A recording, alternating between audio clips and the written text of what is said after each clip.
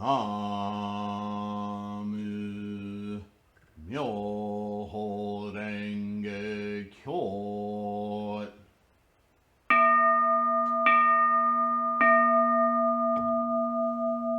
나무 묘호랭개교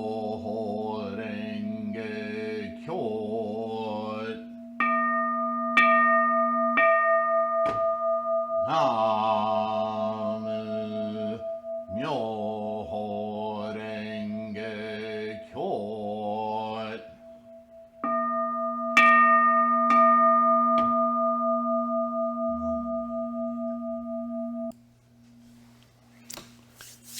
Hello, everyone. Thanks for being here. Namo Myoho Renge Kyo. Super proud of your practice. Thank you for being here. Before we get into it, go ahead and take a moment to like this video, subscribe, and just a broad thank you. You know the whole YouTube thing. Essay on gratitude. We're now approaching the culmination of this essay. Really a treatise. And something, when we read these or study these longer writings of Nichiren, much more expanded teaching moments, if you will, oftentimes a pattern emerges throughout, whether it's a remonstration or a letter to, as this is, to a bunch of head monks controlling a propagation of Buddhism. Nichiren will cycle through a particular argument of, in a general way, the ultimate teachings of the Lotus Sutra. He, as we're going to see here, we're still going to be talking about the Daimoku, but there's a cyclical thing he goes through in many of his longer discourses or writings, where he approaches a general knowledge of Buddhism in his analysis and brings it to a head, and then he goes through the exact same machinations of history, justification, and point from a different perspective. So, depending on the length of the discourse, he'll go through sometimes a very deeply analytical hysteresis of Buddhism. And I know for all of us, when we first start, unless you're really into that kind of learning, you can get lost in it, so to speak. And it's like, why do I need to know all this history? Right? But eventually he gets to the point being made. All of this scholarship simply says this, which I keep saying over and over again. Here it is. Here it is. This is what Shakyamuni did. Here it is. Self-enlightenment. It's already there. You just need to do it. Here it is. Namo Myoho Renge Kyo. Here it is. Right? But if he kept continuously saying that, you go, and this is why he adopts this question and answer format, right? Let me ask the question for you so that I can answer it from every possible standpoint, so that as a student, a practitioner of Buddhism, you come to this same conclusion over and over and over again. It's not me telling you, me Nichiren telling you. It's me Nichiren reminding you, look, here's the evidence from this standpoint, from that standpoint, from that standpoint. This is Nichiren, right? Repetition. But repetition with tremendous scholarship. Remember, Nichiren hasn't invented anything here. It's not his Buddhism. It's his Sangha. It's us. It's our time for which he is our greatest teacher, or he creates a situation where we teach ourselves. That's the best way I could put it. And that's a bodhisattva. Yeah? So here we are again. He's broken down Namu Myoho Renge Kyo. And now, seemingly, if you're not really into paying attention into the whole mechanism of how he creates a situation for us to teach ourselves with scholarship, he's going to dive back into the history of Buddhism, but very quickly in chunks, and he's going to come right back to Daimoku. So hang in there. We're almost through with the entirety, but I wanted you to make a note, a mental note, that this is how Nichiren is our bodhisattva, how he explores from every possible angle what is obviously the ultimate practice of Namu Myoho Renge Kyo. This is why it's not just some different sect or different, it's Shakyamuni's Buddhism. It's just obvious what the culminating teaching is, and the simplicity, which for our time period, which is so confusing, so full of distractions, it's amazing that we can focus in any given moment on the quality of our lives, not being attached to some kind of a trend, an ism, a product, anything. That the amazingness of life is itself the thing to behold, the process to behold with the mind. We have some birds playing on the metal roof here, even though it's 17 feet above us. Noise transmit right in. Okay, so now he's going to take us back to, because the question comes up, probably came up for you or anyone that you talk to about Buddhism. Well, if the Lotus Sutra is so great, why wasn't that taught in India? Why wasn't it taught in China? Why only now? Well, we've answered that question ad nauseum in many, many videos, talking about the capacity of the people, the right time, the right mind. Yeah? This is it now. So he's going to start talking about this question. Propagation by commentators in India. Question, you see. If the Lotus Sutra is so precious, why did not such masters as Kashyapa, Ananda, Ashvagosha, Nagarjuna, Asanga, Vasubandhu, Nanhui, Tendai, Miaolo, and Dengyo propagate this teaching just as Shandao spread the chanting of Namu Amidabutsu, the Buddha of infinite life, in China, and Eshin, Yokan, and Honen converted all the Japanese to Pure Land Buddhism? How can you say the Lotus Sutra is the supreme, ultimate, the point of Shakyamuni's teachings, when all these other great teachers throughout thousands of years have taught something different? Well, gosh, have you not been paying attention? Answer. This has long been pointed out, and thus is not the first time we hear of it in this very writing. But okay. Bodhisattvas Asvagosha and Nagarjuna are great commentators who appeared 600 or 700 years after the Buddha passed away.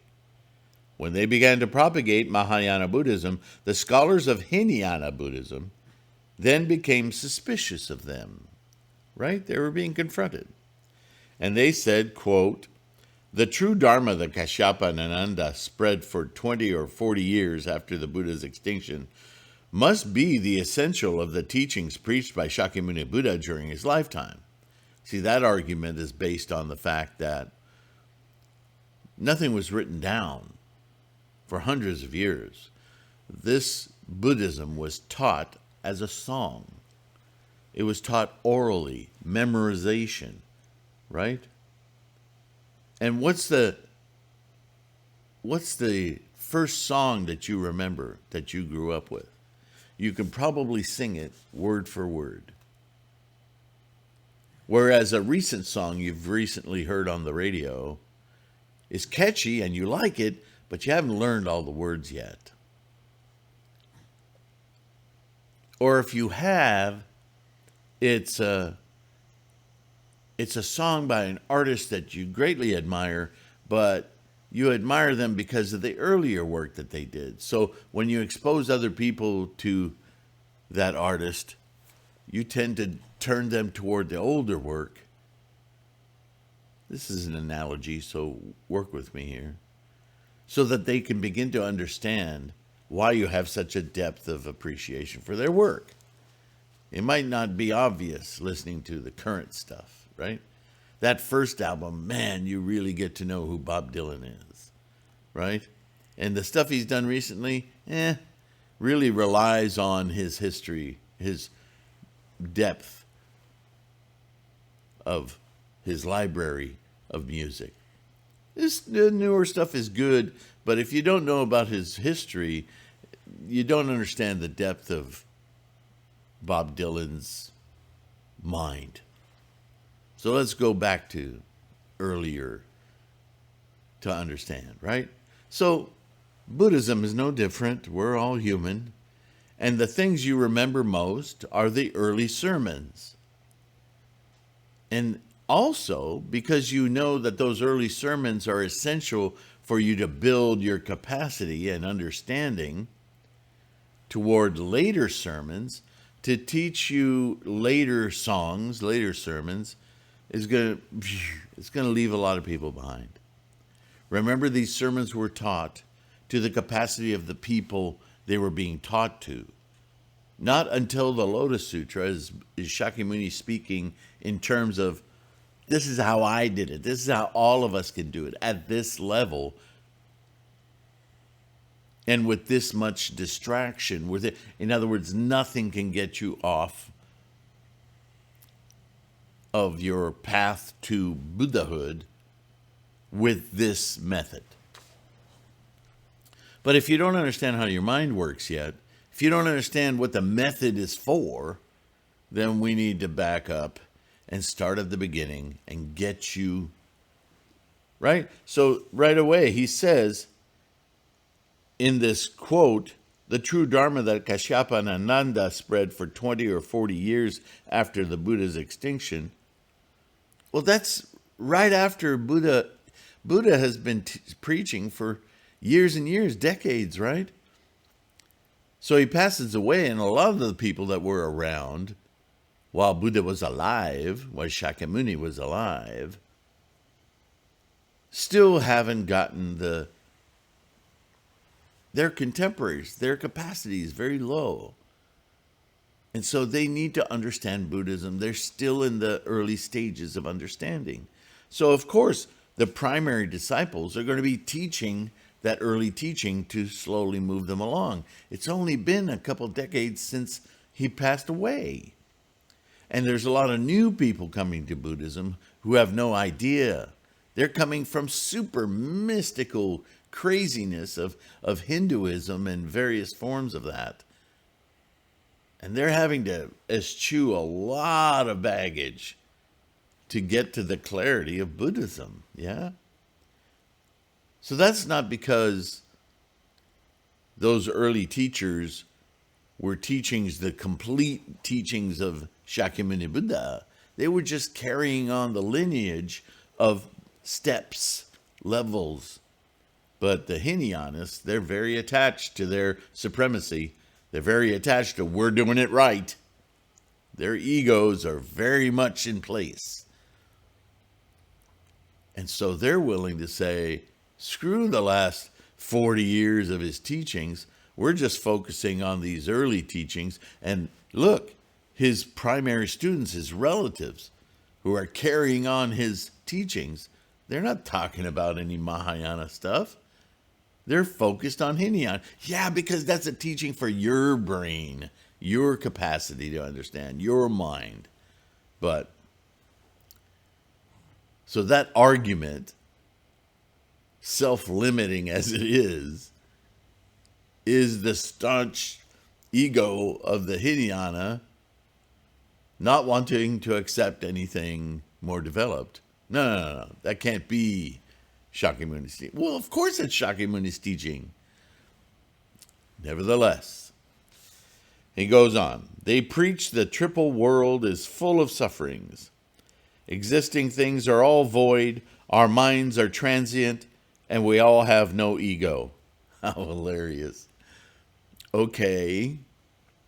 No matter how wise Bodhisattva Ashvagosha and Nagarjuna might be, because they came along later, they cannot be as wise as Kashyapa and Ananda, direct disciples of the Buddha, were. This is the first doubt. This is not a good argument, right? As I've just explained.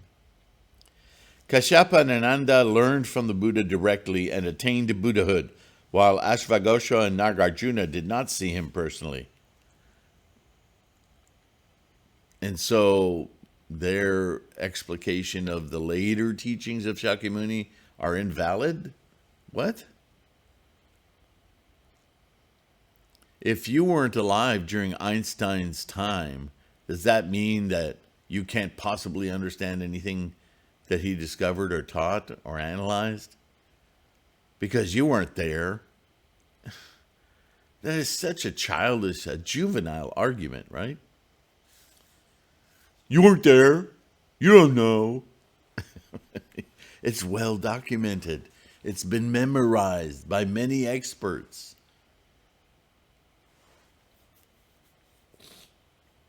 Non-Buddhist masters in India had said, quote, "Our minds are permanent.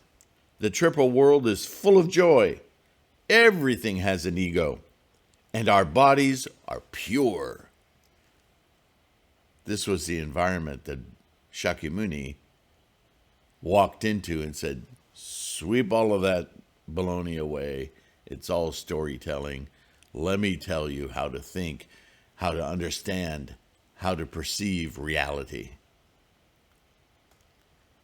He was quite radical. When the Buddha appeared, however, he preached the principle of voidness or emptiness, sufferings, transiency, and egolessness in direct opposition to the non-Buddhist principles of permanency, comfort, ego, and purity. Those Mahayana people, however, are advocating the doctrine of permanency, comfort, self, and purity, just as the non-Buddhist masters do. What? You don't understand at all. You've totally turned this on its head.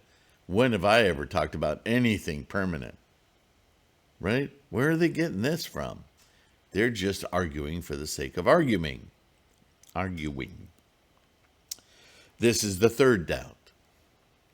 With the Buddha and masters like Kashyapa having long been dead, the king of devils in the sixth heaven, Dairakuten no Mao, might have intruded into the bodies of these Mahayana masters, trying to destroy Buddhism and convert them into non-Buddhist ways.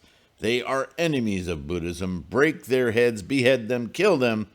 Do not give them food, and chase them out of our land. This was the attitude of the Hinayanists, the early sects, right? Practicing the early sermons of Shakyamuni Buddha. Through the scholarship of Ananda and those contemporaries. They were just very staunch. They were the original, therefore the best, the ultimate. How they avoided all of the rest of Shakyamuni's teaching life is kind of bewildering, isn't it? Because in that accusation, they're basically saying the Buddha didn't know what he was talking about. He knew what he was talking about in the early years of his teachings, but later on, as his teachings progressed, fool, didn't know what he's talking about. That's what they're saying. Do they not know that that's what they're saying? Evidently not. Nichiren continued. Ashvaghosha and Nagarjuna had no other supporters. Day and night, they were abused and beaten with sticks. Nevertheless, they were messengers of the Buddha. It is certainly predicted in the Maya Sutra that in 600 years after the extinction of the Buddha, Ashvaghosha would appear, and in 700 years, Nagarjuna. Shakyamuni knew that this would have to come about. This is what I'm saying. In succeeding sermons, Shakyamuni predicted this scholarship, and yet the early practitioners of the early sermons basically said, well, Buddha didn't know what he was talking about after that. Or, that's not Buddha. Somebody's just saying that's Buddha talking about it. They found some complete equation that they could ritualize and practice, and they were not going to change their minds. They were stuck. We know people like that. We meet them all the time. They develop to a certain point, and then they arbitrarily decide, this is all the learning I can take, therefore it is the ultimate. You don't know what you're talking about.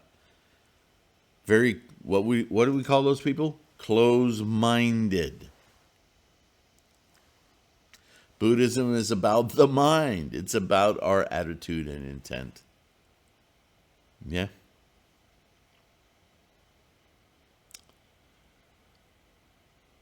This is also stated in the sutra on entering the Lankavatara Sutra, right?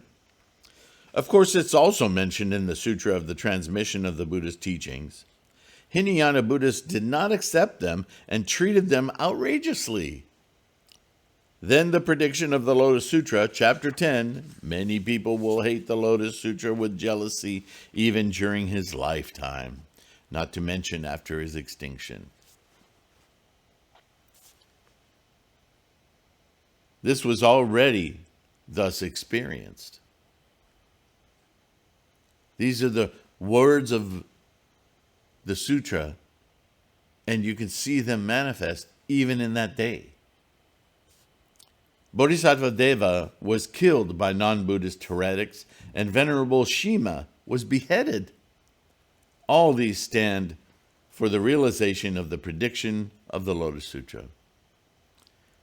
Now he's going to move away from India, and he's going to talk about propagation by Grandmasters Tendai and Miao Lo. You see, we're quickly stepping through history here.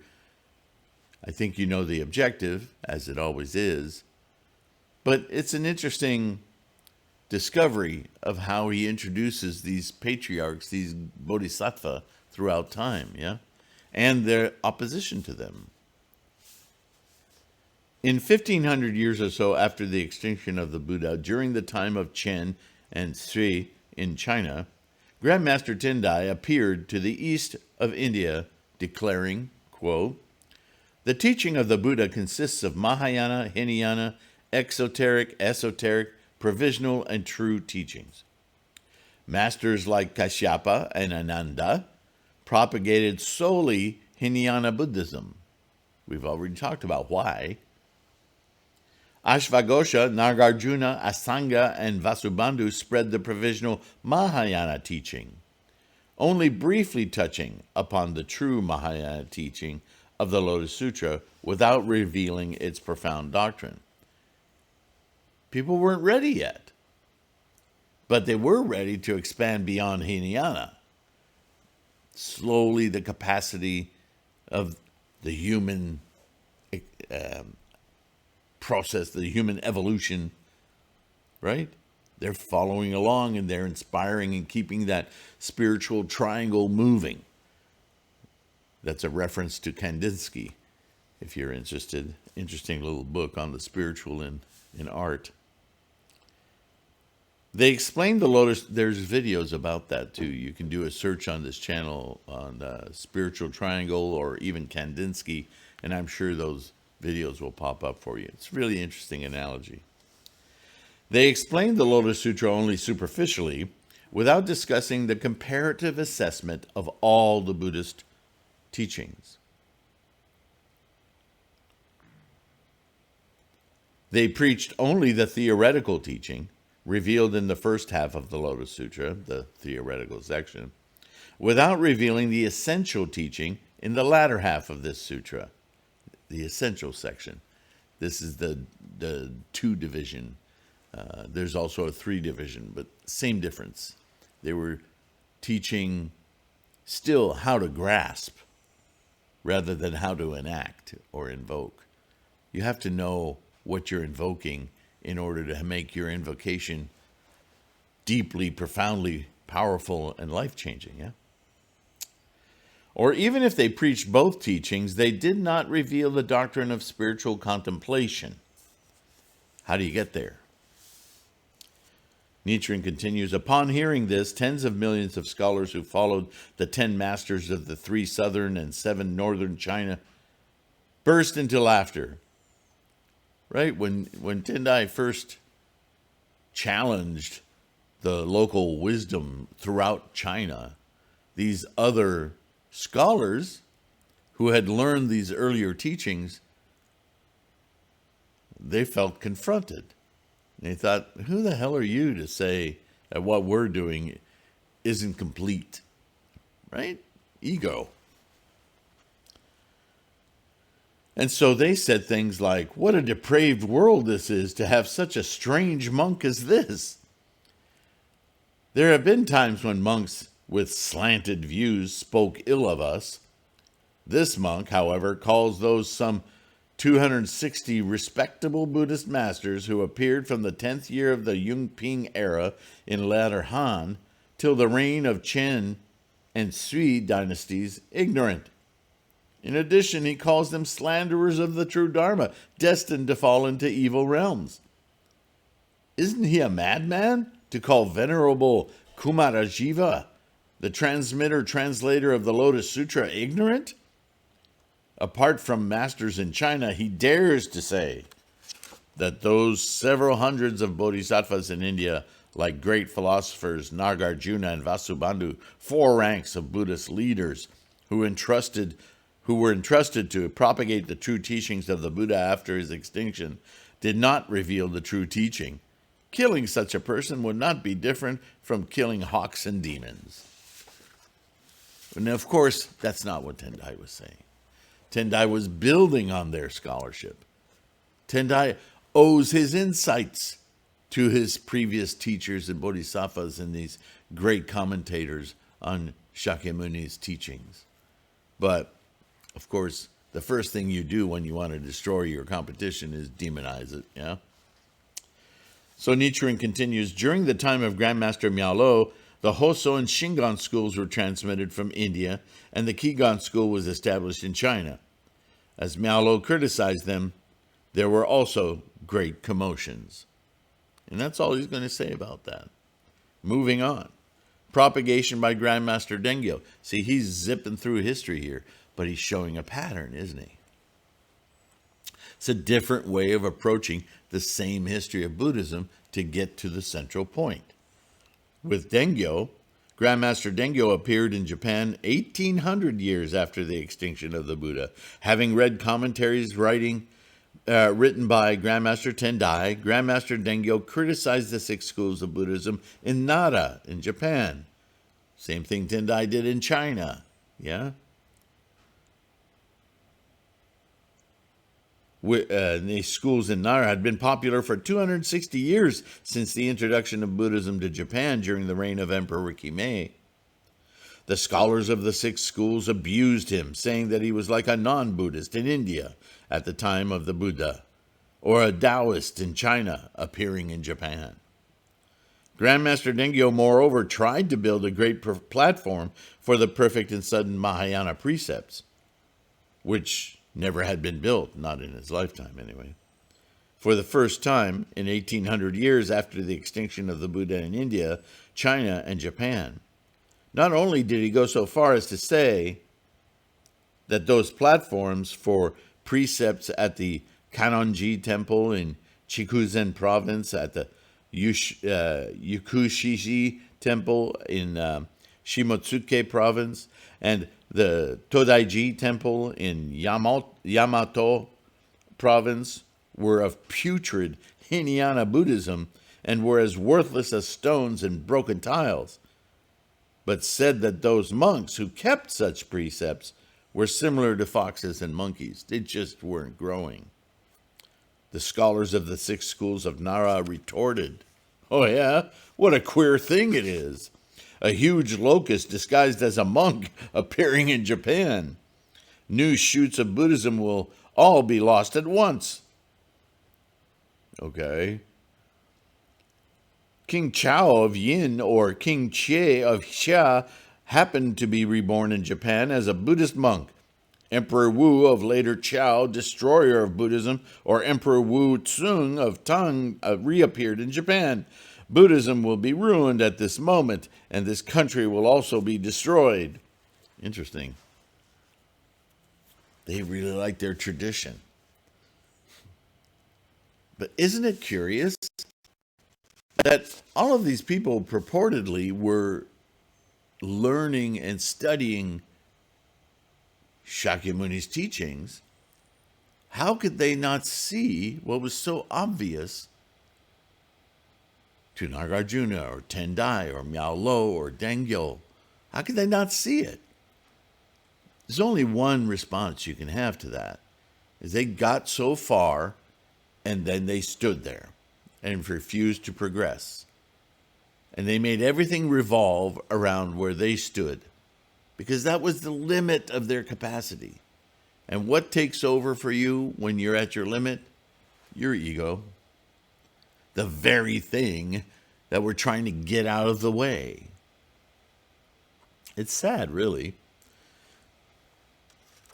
Nichiren continues, in any event, the appearance of the 2 kinds of monks, Mahayana and Hinayana, was just like the appearance of Ashura demons in India, or Indra, or Shashu and Hankaochu in the same country at the same time. Many people clapped hands and shouted with trembling tongues. Quote, several people were killed as Devadatta set up his own precept dais, independent of that of the Buddhas, during the lifetime of the Buddha. Remember, Devadatta was quite a competitive enemy of the Buddha, oddly enough, preaching Buddhism of his own sort. It seems odd, doesn't it? It is understandable for him to be against other schools, but it is horrible of him to establish the platform for the perfect and sudden precepts based on the Lotus Sutra, which Grandmaster Tendai, his own master, did not set up. It wasn't the right time when Tendai was preaching. He was just trying to get everything aligned and properly ordered, which he did. However, as it was clearly stated in the Lotus Sutra that this platform for Mahayana precepts would be established, accordingly, it was done on Mount Hiei. It was after Saicho passed away, but nevertheless, it was carried out by his immediate successors, crediting Saicho as Dengyo, was now his new moniker, as the establisher of the platform. How lamentable that it didn't, the supremacy of that teaching didn't influence enough people to make it stay the supreme platform, right?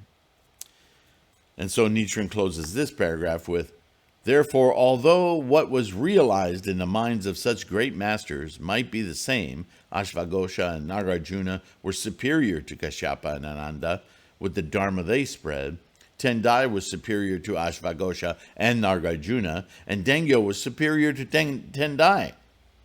As the world declines into the latter age, and this is a critical point, Shakyamuni knew this would happen.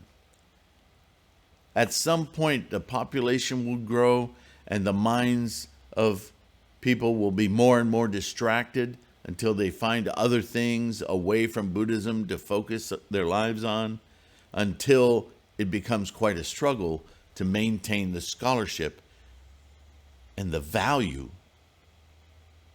of Buddhism and what it is to be awakened. I'd rather go play with these toys and eat a bunch of donuts. It's much more appealing, quickly satisfying than the effort to realize fully one's own life. That's just saying that. Oh, that sounds like so much work. Right? And there it is. Here we are.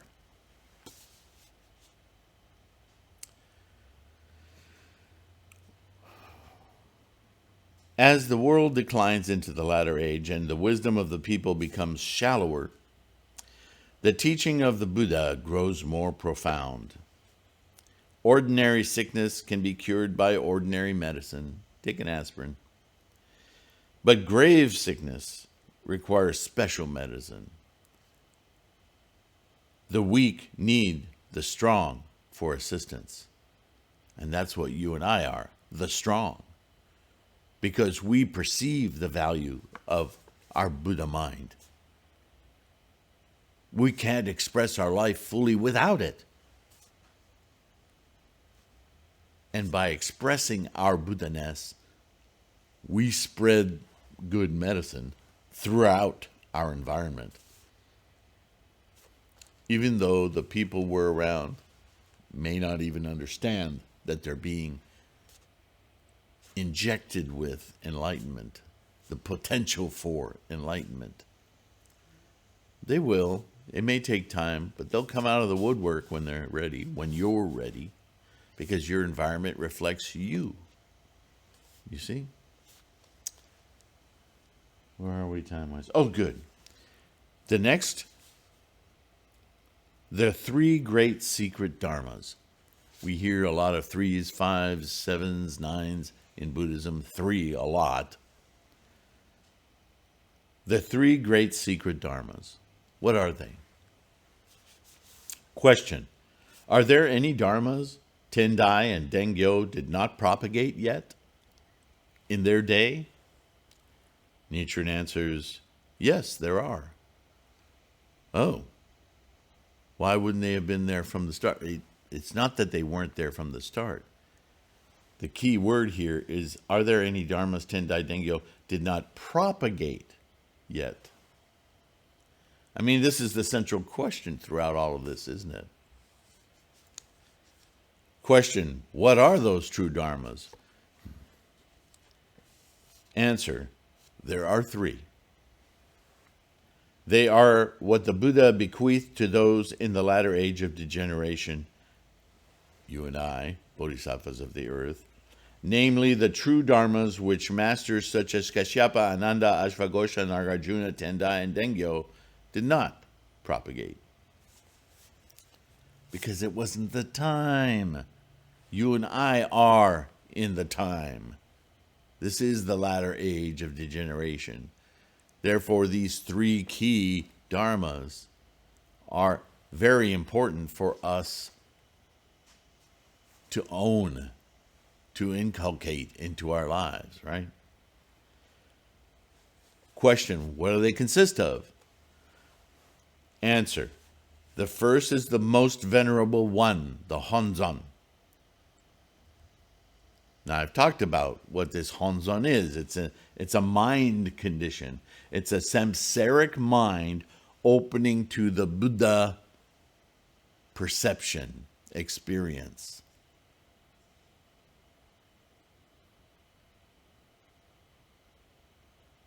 Right? When you're prepubescent, life is a certain way. When you discover orgasm, it alters the rest of your life, doesn't it? I mean, that's a very, what's the word I'm looking for? I'll say samsaric analogy. But truly, it's that profound. Once you've experienced an orgasm, life is forever different. You're not even understanding of what that potential could be when you're prepubescent, right? It's hard to remember those days, but think about this. So, the most venerable one is that that experience of clarity that we can summon Namu, thus I have I heard, enlightenment, Myoho Renge Kyo. I'm invoking it now through my Honzon ability. You know, that mandala is a mandala. That's not the Honzon. That's an image of the concepts that enable us to open that Honzon. That's the Lotus Sutra. That's the teaching, the mandala. It enables us to focus on the Honzon condition of mind so that we can experience immediately Buddha-ness. That's what's happening. So that's why that's the most venerable one. Let's see how else Nichiren talks about it. All the people in Japan, as well as the rest of the world, should revere the Lord Buddha, Shakyamuni, of the essential section as the most venerable one. Now this sounds like he's talking about a man, but don't make that mistake. He's talking about revering the specific expression of Shakyamuni Buddha in the essential section. Which section do you think he's talking about? The lifespan, the Buddha-ness, always abiding, original enlightenment, Buddha-ness, constantly within our own mental experience. That very thing that Honzon opens to our personal perception, our lives. You see? That is to say, the most venerable one should be the Buddha Shakyamuni and the Buddha of many treasures in the stupa of treasures, the treasure tower. The treasure tower. The Namu Myoho Renge Kyo. That personage, that Shakyamuni Buddha, many treasures Buddha, all of the different Buddhas, the Buddha-ness that we can experience. Once again, the most venerable one, Buddha. The other Buddhas standing outside the stupa and the four bodhisattvas, such as superior practice bodhisattva, should be their attendants. Well, guess who that is? Nichiren. Our bodhisattvas are teachers who lead us to this realization. The second is the precept deus on the doctrine of the essential section of the Lotus Sutra. Well, that's our altar. That's the platform. The third is the daimoku, or the title of the Lotus Sutra. All the people in Japan, China, and everyone in the whole world, regardless of being wise or foolish, should chant Namu Myoho Renge Kyo single-mindedly, forgetting everything else. Isn't that the same as the advice I constantly give those who ask, what should I be thinking when I'm chanting? What should be in my mind as I'm approaching my mandala and chanting or doing gangyo? Answer, nothing. All the people in Japan, China, and everyone in the whole world, I guess that includes you and me, regardless of being wise or foolish, or however you think you are, should chant Namu Myoho Renge Kyo, single-mindedly, forgetting everything else.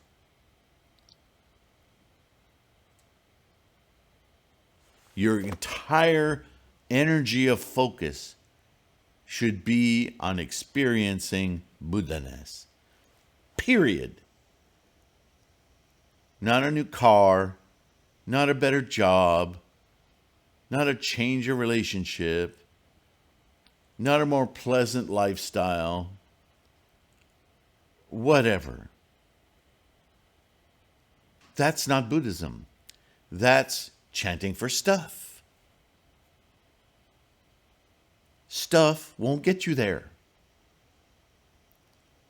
put stuff in its proper place as servicing your maximal life, your Buddha-ness, then that stuff can have some value. But if your goal is the stuff, just quit. You don't know what you're doing. Truly. Any teacher who tells you different is an enemy of Buddha. An enemy literally of Buddha, because they're preventing you from focusing your mind on Buddha. Your experience of Buddha-ness is what all of this is about.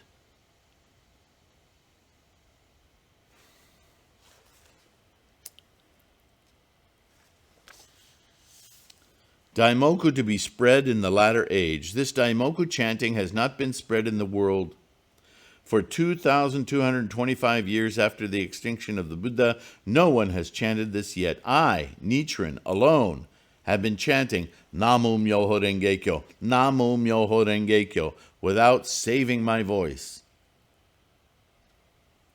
As you know, the size of a wave depends on the strength of the winds. The height of a fire depends on firewood. The size of the lotus flowers depends on the size of the ponds. The quantity of rain depends upon the dragons. The deeper the roots of a tree are, the wider its branches grow. And the farther away a river begins, the longer it flows. The Chao dynasty lasted 700 years because King Wen paid much attention to propriety and filial piety.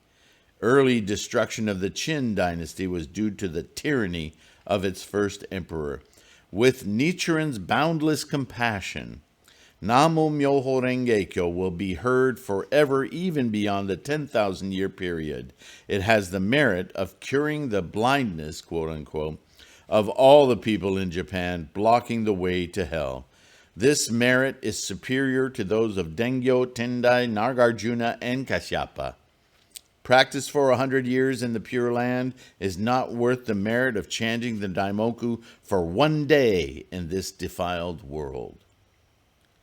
Propagation of the Daimoku in a 2,000-year period following the death of the Buddha is not worth as much as spending the Daimoku for even a short while in the latter day of degeneration. Ooh, big statement. Because Namu Myoho Renge Kyo wasn't first chanted by Nichiren.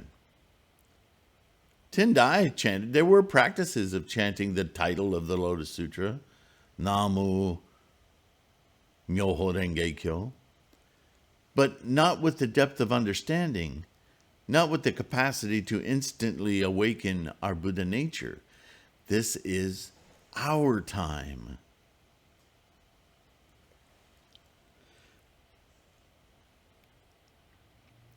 This is not from my wisdom. There it is again. I'm glad he's saying it. Nichiren. This is not from my wisdom. I didn't invent this, Nichiren says.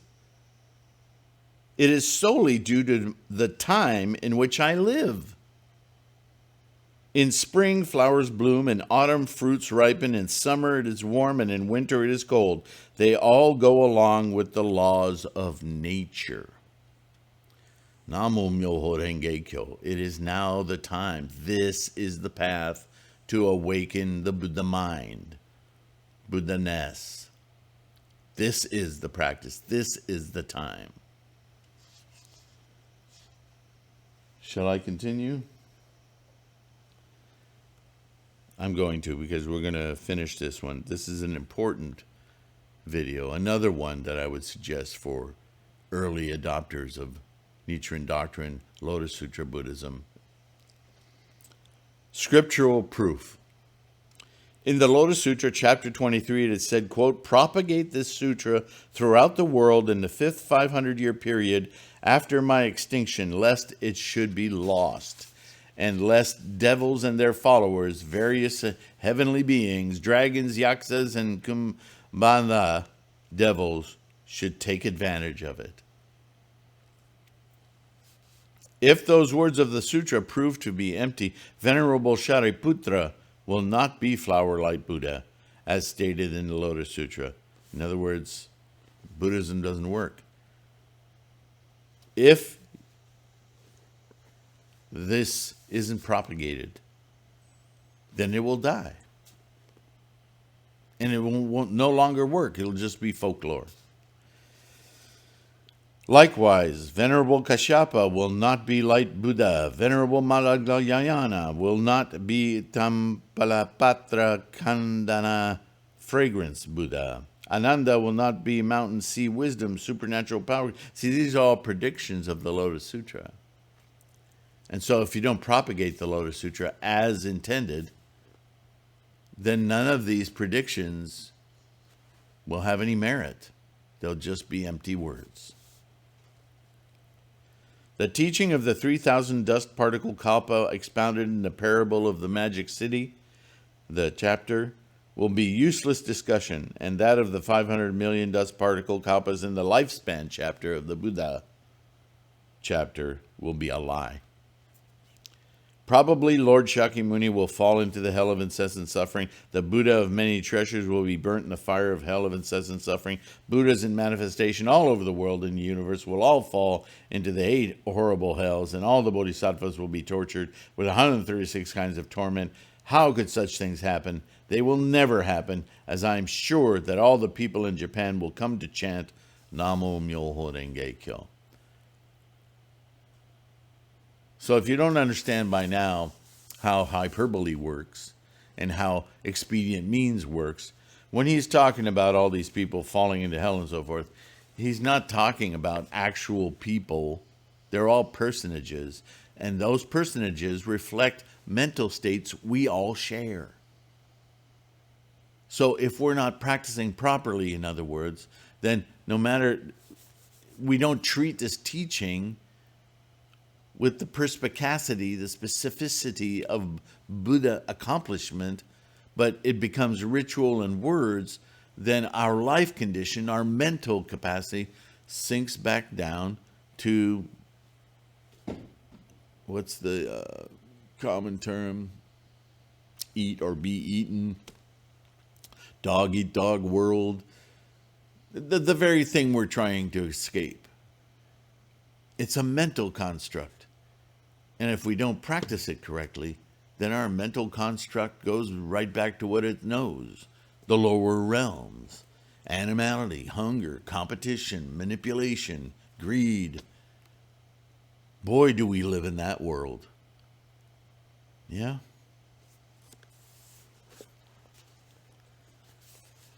Nichiren's forever positive. And so this is why he ends with, I'm sure that all the people of Japan, and by extension all of us, will come to chant Namo Myoho Renge Kyo. And he closes with a dedication of all his merits, his deceased teacher at Sejoji. Flowers will return to their roots. The true taste of fruits remains in the earth. To my late master Dozen, I have now dedicated all the merits I have accumulated in spreading the true Dharma. Namo Myoho Renge Kyo, Namo Myoho Renge Kyo. It's a very compassionate document, essay. An incredible teacher, really. I'm not sure. There's so many jewels in here, even though the translations suck.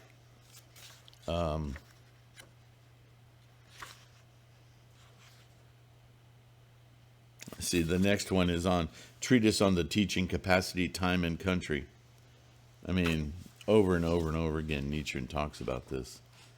I might just skip to another book and try something different, because I don't want to bore you. I don't want to be repetitive. And yet, repetition is how we accomplish, how we enlighten ourselves, right? Namo Myoho Renge Kyo, Namo Myoho Renge Kyo.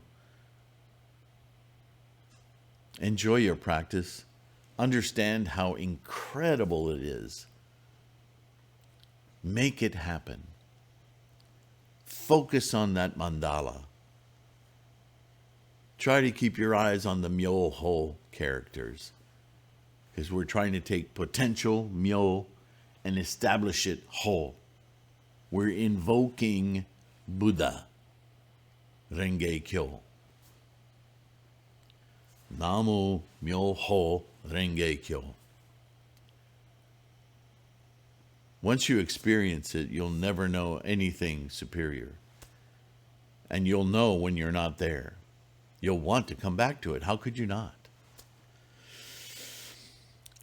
So much respect for your practice. Thank you for being here. Again, don't forget to subscribe, like, or rather than dislike, say something in the comments so we can discuss it openly. Let's see what doubts we all have and let's get rid of them. Let's be Buddha-ness, yes? Thank you so much. Thank you to our patrons who help support the continued activity here, this access on the internet, making these videos. You guys are awesome. If any of you can help to support that beyond, I mean, you're supporting just by watching and clicking and subscribing. But if you can do more at all, anything is greatly appreciated. And don't forget to use the resources, the website, download the audio podcasts, on and on. And I will see you in the next one. Namo Myoho Renge Kyo. All right. Bye for now.